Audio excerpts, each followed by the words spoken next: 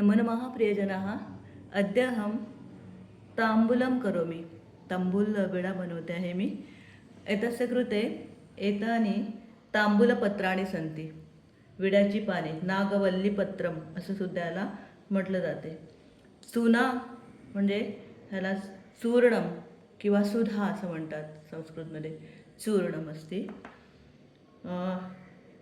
खडी साखर, सीतोपला असेशा म्हणजे खडी साखर किंवा खंड शर्करा मिश्री असं सुद्धा याला म्हटलं जाते। गुलकंद असते अत्र, गुलकंद आहे।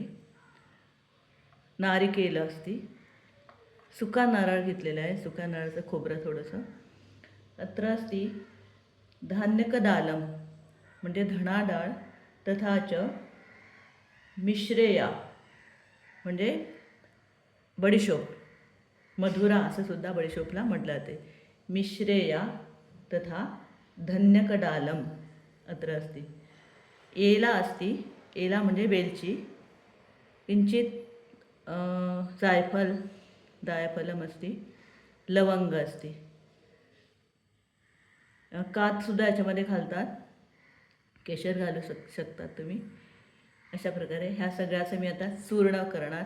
थोडासा चुना थोडा लावणार ह्या विड्याच्या पानांना आणि मी हे सगळं छान कुटून घ्यायचं असते हे खलबत्त्यामध्ये। आता मी हे सगळं मिक्सरमध्ये फिरवणार आहे, ठीक आहे। हे पहा, अशा प्रकारे मी हा तांबूल विडा आपला तयार झालेला आहे।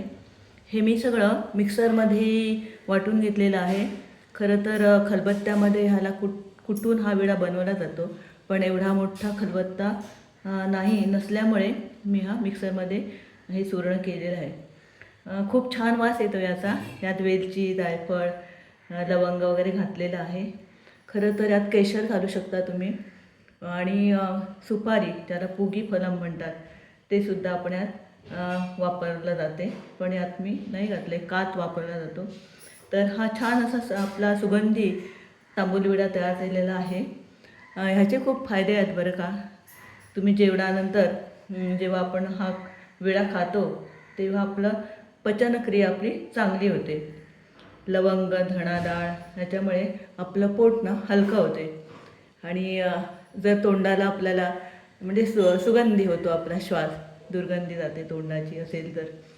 त्यानंतर उत्साह वाढायला मदत होतो हा विडा खाल्ल्याने।